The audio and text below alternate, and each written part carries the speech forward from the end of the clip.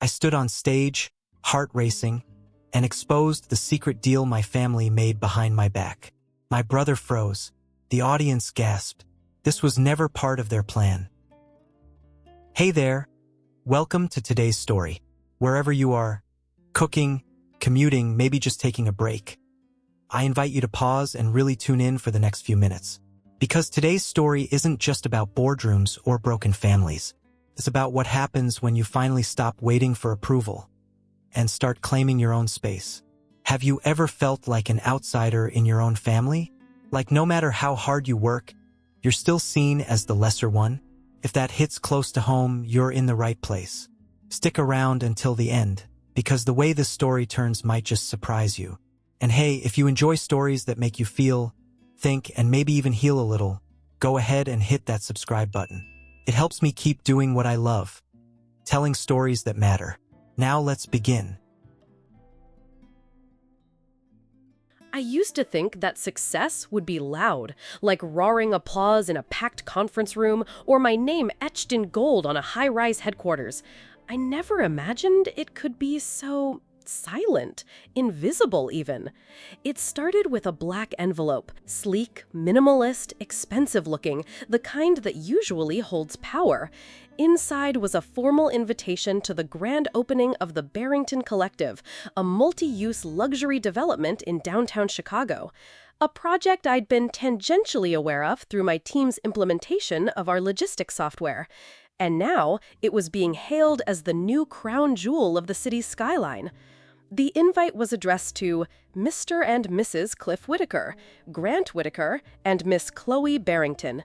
Nothing for me. No Miss Sloane Whitaker.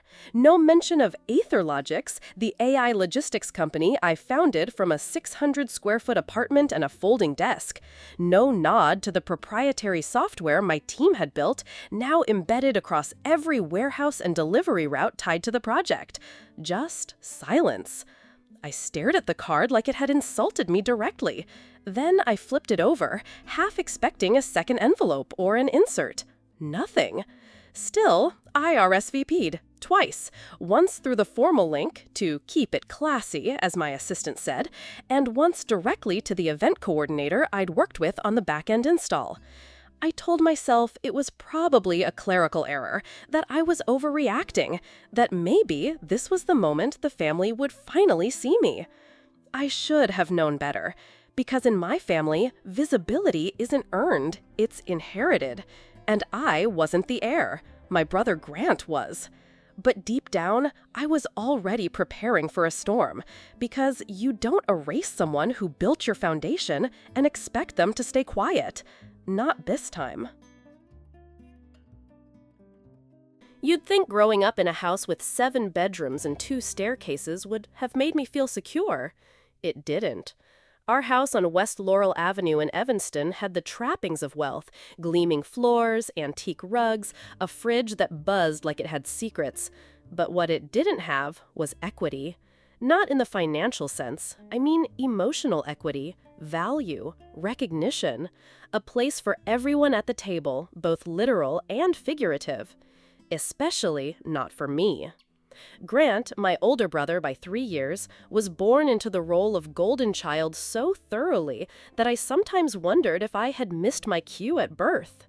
Where I built science fair projects from scratch and hacked together robotics kits with duct tape and second-hand parts, he played lacrosse and was voted most charismatic 3 years running, mostly, I think, for his jawline and his father-approved handshake. At school, I was the Whitaker girl who was smart, not the one who's fun. At home, I was Sloaney, a name that sounded more like a condescending pat than an actual nickname. My father, Cliff, used to tell people, Grant'll take over the business someday. Sloane, she's the one who'll probably write a book. I didn't want to write a book. I wanted to build something that mattered. So I did. While Grant went off to Dartmouth, only to fumble his way through a business degree and return home with a fiancé who smelled like trust funds and cucumber water, I was in a freezing walk-up apartment in Milwaukee, pitching software solutions to companies who didn't know what to do with a 20-something brown-haired girl wearing Payless pumps and quoting optimization ratios. But I got through. one stubborn contract at a time, one beta test miracle at a time. When I finally launched AetherLogix, my parents sent a congratulatory edible arrangement, a damn fruit basket.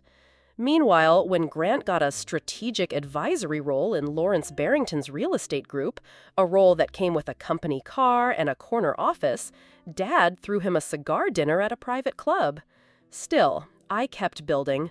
I automated shipping for major logistics firms, cut down warehouse operating times by 28%, hired a team of 40 engineers who respected me not because of my last name, but because I knew how to lead.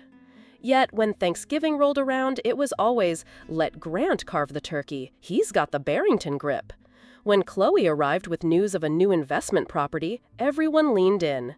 When I tried to talk about the AetherLogix European expansion, someone inevitably asked if I had ever considered settling down instead.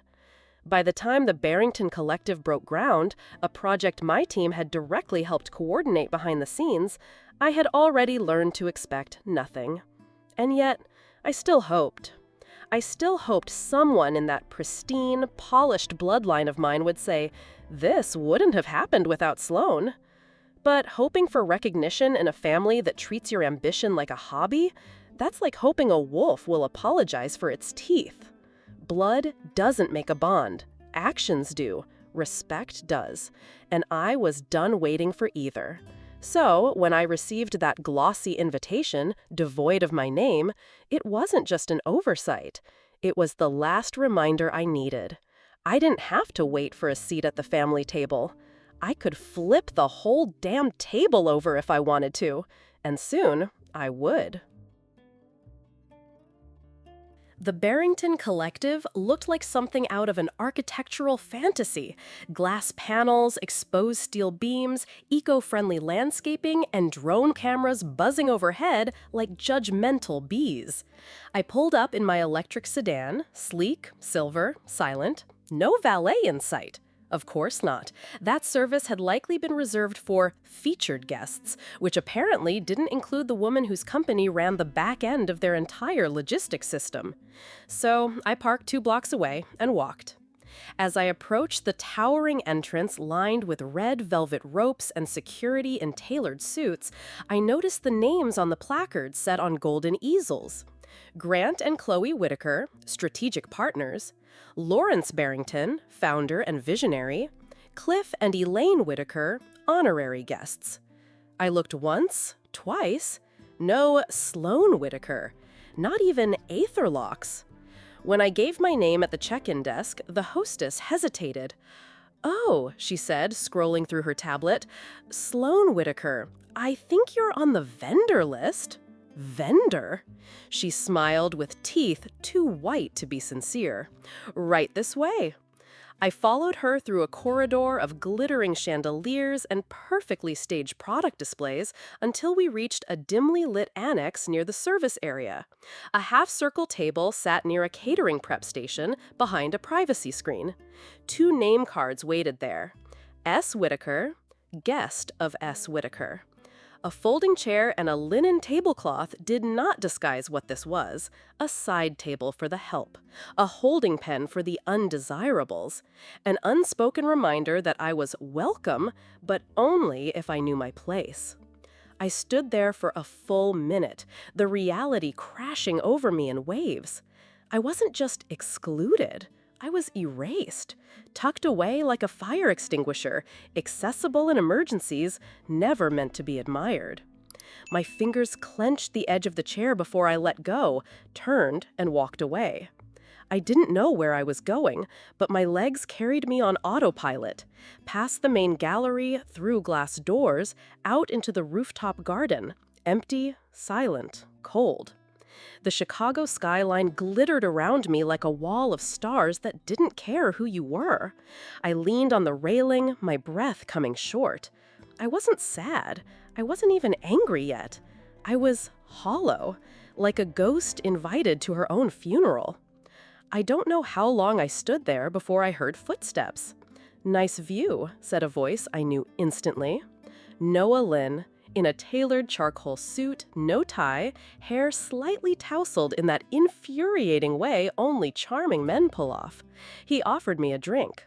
"You weren't at the vendor table," he said lightly, clinking his glass against mine. "I was," I replied, "but ghosts don't stay seated for long." He didn't ask what happened. That was Noah's gift. He didn't interrogate emotion. He read it like code. "I talked to Barrington earlier," he said. "He mentioned Aetherlocks, called it an impressive system we discovered through market research." I almost laughed. Discovered through market research? We cold-pitched his operations director for 3 months. "He knows now," Noah said, "but clearly he didn't know then, or didn't want to know." The glass in my hand felt heavier. "And your brother?" he asked. I stared out at the skyline. Grant's entire existence is based on everyone else pretending he's built something. If they acknowledge me, that illusion collapses. Noah nodded. "And you're done pretending?" I turned to face him, my jaw tight. "I'm done apologizing for making myself visible." He raised his glass again. "Then don't go back inside and fade into that table. You've outgrown it." But I wasn't done yet. I needed to be seen, not out of ego, but out of principle. I pulled out my phone and opened the Aetherlocks admin portal, scrolled to the back-end interface we'd installed into the Barrington Collective's inventory and facility scheduling. Still active, still fully operational. One tap would trigger a scheduled maintenance hold protocol, standard, reversible, silent. It would freeze back-end functions across 4 sites for 24 hours. Nothing catastrophic, but enough to raise questions. Enough to make the invisible hands suddenly feel very, very missed. I hovered over the command. Then I paused. No, not here. Not like this. This wasn't the battlefield I wanted. I'd play a different game. I slid my phone back into my purse and turned to Noah. "Let's head back in," I said, smoothing my blazer. "I think it's time I had a word with the founder and visionary." We re-entered the main atrium just as the lights dimmed and the string quartet transitioned into a low, modern melody that vibrated in the floor. Spotlights swept across polished marble floors and landed on a raised platform flanked by cascading floral arrangements. At the center stood Lawrence Barrington, like a CEO carved from stone. He wasn't holding a mic. He didn't need one. When Lawrence Barrington spoke, rooms listened. "Tonight," he began, "we celebrate not just a building, but a vision. A convergence of real estate, technology, and innovation. A collective effort that will redefine modern luxury and smart living in the city." The crowd murmured with polite applause. I stayed in the back, near the champagne bar, my spine straight, expression unreadable. Lawrence continued. "And of course, we couldn't have achieved this without our strategic partners, my daughter Chloe and her husband Grant, who have brought the spirit of the Whitaker name into this new generation of collaboration." More applause.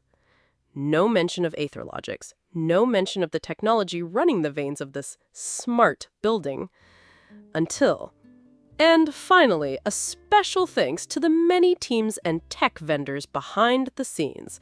Your work powers this place, and we're grateful. Vendors. The word hit like a slap. Noah looked at me. I nodded once. "Excuse me," I said aloud. Not loud, but enough. A few heads turned as I stepped forward through the crowd, the sound of my heels tapping sharp against the floor. "Lawrence," I said, voice clear, "would you mind if I added something?" There was a pause, a pregnant, shocked pause. Chloe blinked. Grant's mouth opened slightly. Lawrence recovered quickly. "Miss Whitaker," he said smoothly, "always room for additional insight." I took the mic from the hostess, who looked like she might have fainted. "I'm Sloane Whitaker, founder and CEO of Aetherlogics, the system that runs everything in this building, from energy use to inventory routing to real-time analytics that optimize tenant services." I let that sit. And I was seated tonight next to the catering prep station. Not even on the guest list. Not as a partner, not as a contributor, Not even as a person. The silence was instant. Some eyes widened, others looked down. I don't need to be thanked in speeches, but I do expect the organizations I work with, especially those I empower, to treat partnerships with integrity. Lawrence stepped forward, smoothing his tie. Miss Whitaker, if there was a mix-up— There wasn't, I cut in. There was a decision. One made quietly. One that assumes silence from people like me. People who don't ask for attention, but whose work underpins the success of everyone else on this stage. My voice didn't shake. I wasn't angry. I was done. And so, as of this moment, Aetherlogics will be withdrawing from all Barrington Collective contracts effective immediately. Gasps. System support will cease at the end of the business day Monday. I will ensure a smooth offboarding for your operations team, but we no longer wish to be affiliated with an organization that fails to acknowledge the humans behind its tech. Chloe's face flushed red. Grant looked like someone had pulled the floor out from under him. Lawrence went pale. Wait, Sloane! Grant stammered. Don't, I said, looking directly at him. Don't pretend this surprises you. I turned back to the crowd. To those of you who've come to know Aetherlogics through this project, I welcome your calls. We're always open to partnerships built on respect. I handed the mic back and walked off the stage. Noah followed in silence. So did the weight of a dozen startled stares. Outside, the cold Chicago air hit my face like a baptism. I breathed deep for the first time that night. At the curb, a black town car pulled up, unprompted. Noah raised a brow. You planned this? I half smiled. I didn't plan the car, but I came prepared to walk out. I reached into my purse, opened my phone, and tapped a pre-written command. Barrington contract dot status equals terminated. One tap, one line of code. Deal. Broken. When you blow up a deal on stage in front of billionaires, you don't hear the explosion right away. The silence comes first. The stunned expressions, the half-polite nods, the click of camera phones being tucked away discreetly. But the aftershock? That always arrives later and louder. By Monday morning, 3 articles had already surfaced on Tech Insider blogs. One headline read, CEO Sloane Whitaker walks off stage and out of a $100 million deal, here's why. I hadn't given any official statements, but someone at the event must have spilled. And the story was too juicy. A female founder, visibly slighted, pulls the plug on a legacy development project in real time. The internet loved it. LinkedIn was a battlefield of think pieces, hashtags, and unsolicited advice. Hashtag respect the builders. Hashtag know your partners. Hashtag vendor my ass. By noon, my inbox had over 100 messages. Not from my family, not from Barrington's PR team, but from real players. CEOs, CTOs, investment firms, even an editor at Forbes asking for an exclusive. Meanwhile, I sat in my office, my real office, surrounded by windows that faced nothing but sky and silence. I didn't pace, I didn't gloat. I reviewed code, signed off on client contracts, and took exactly one break to sip an oat milk latte while watching the chaos unfold. Then, the phone rang. Grant.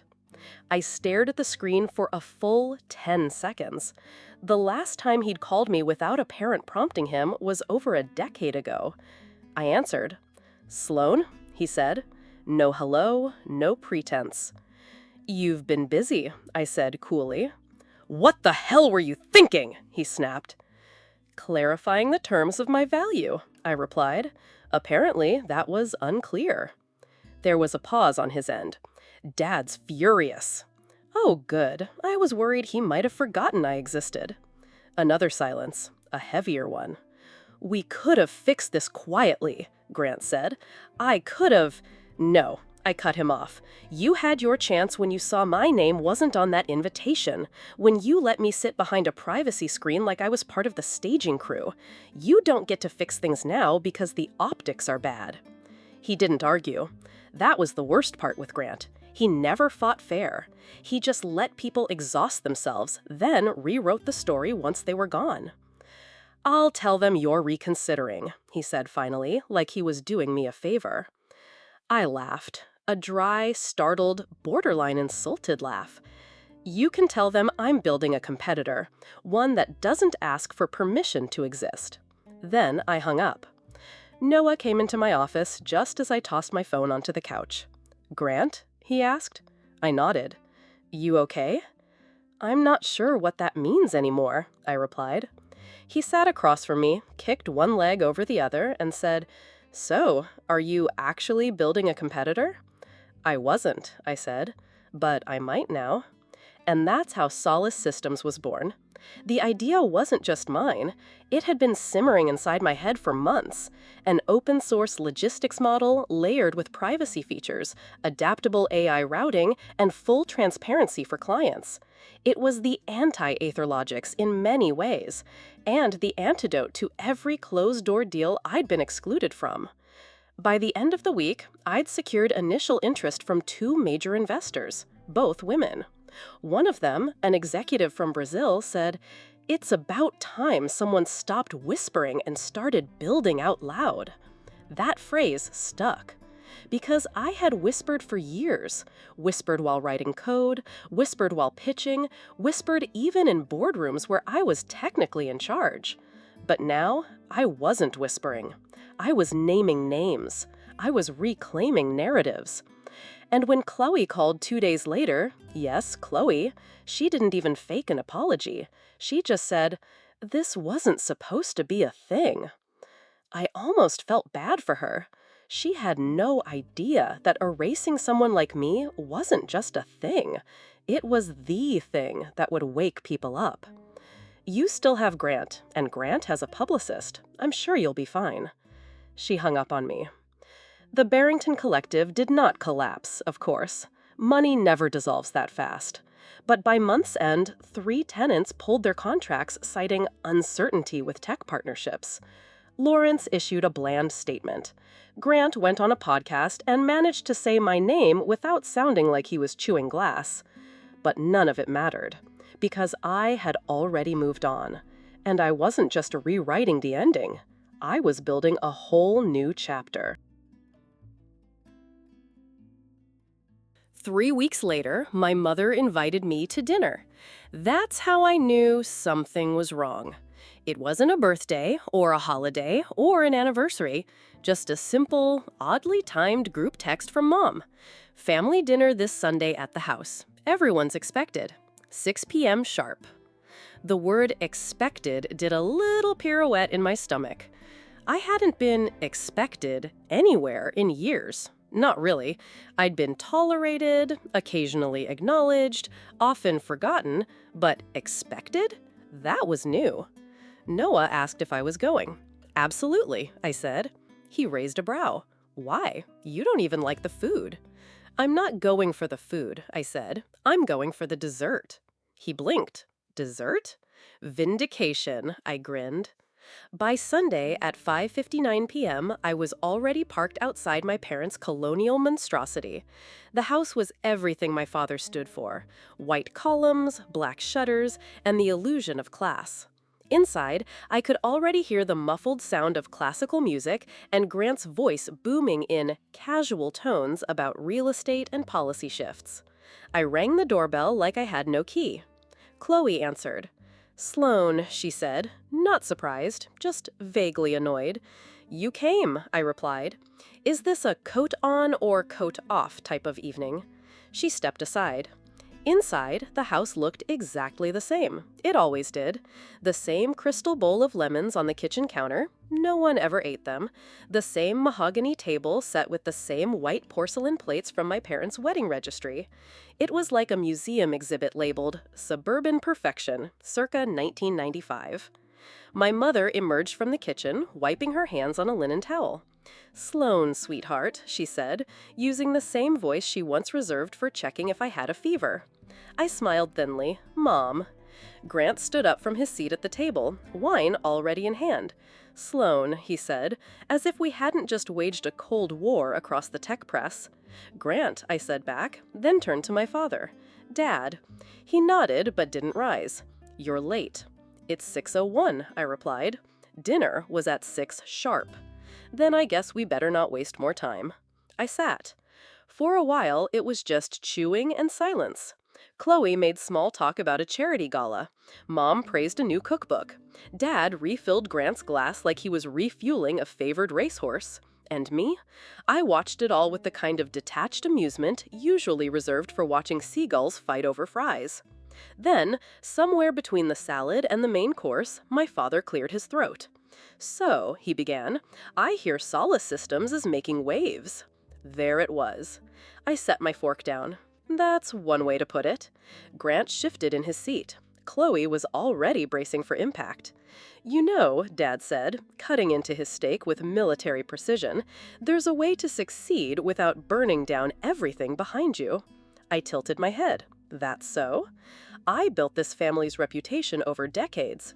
You come in, throw a tantrum at a launch party, and suddenly we're fielding questions from investors about whether the Whitakers are fractured?"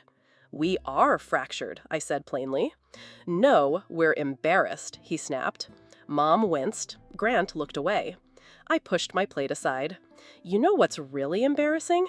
Spending your life trying to earn a seat at a table that was never set for you." Chloe scoffed. "Oh, please." I turned to her. "You married into this family and were immediately treated like royalty. I've bled for every inch I've earned. And still, I was asked to sit next to the catering trays." "You're being dramatic," Dad said.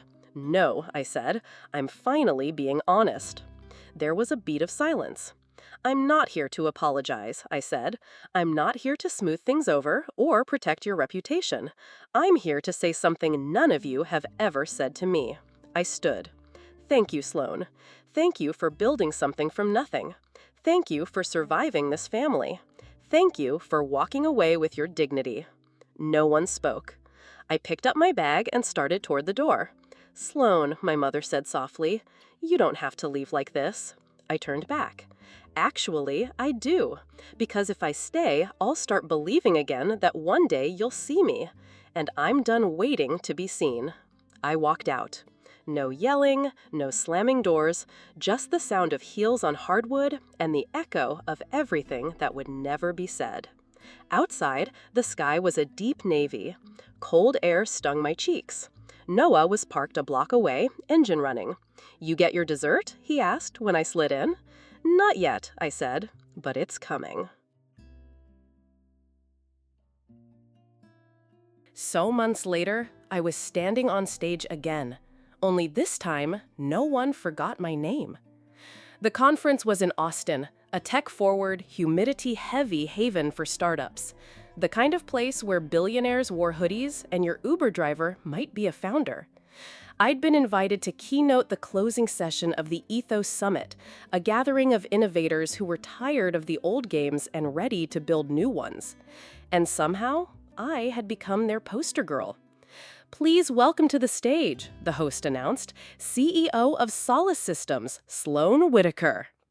There were no flashing lights, no big reveal, just me walking out in black boots and a blazer I bought with my first consulting check at 25. No script, no teleprompter, just the story. 6 months ago, I began, I walked away from the biggest deal of my career. I did it on stage, in front of cameras, without an exit plan. People called it brave. Others called it reckless. My therapist called it interesting. Laughter rippled through the audience. I didn't do it for drama. I did it because I finally realized that being included in someone else's empire isn't the same as building your own. Heads nodded, people leaned in. For years, I chased validation. I thought if I worked hard enough, stayed quiet enough, I'd eventually be handed a seat at the table. But all I got was a folding chair next to the kitchen door. Pause. So, I built my own damn table. Applause. Some stood, some wiped their eyes. Afterward, I stepped off stage into a crowd of people, young developers, investors, women who looked like they hadn't breathed in a boardroom in years. One woman hugged me and whispered, "That wasn't just a talk, that was a mirror." I smiled. Then let's break some glass. Later that night, I got a text from Aunt Celeste. "Your mom told me what happened at dinner. Just so you know, not all of us are blind." I didn't reply, but I screenshotted it. Not for revenge, just for memory. For proof that someone, somewhere, saw the truth. Noah and I celebrated that night by ordering overpriced dumplings and sitting on the floor of our new office space. Solace had just hit our first big milestone, a signed deal with a Fortune 500 logistics client. We toasted with sparkling water because we were still too tired for wine. "I'm proud of you," Noah said. "I'm proud of us," I corrected. Then I pulled something from my bag, a small plaque I had custom ordered online. He read it aloud. "Built, not invited." I screwed it into the back of my desk chair the next morning, because I'd stopped waiting for someone else to name my worth. I had named it myself, and this time, no one was going to forget it.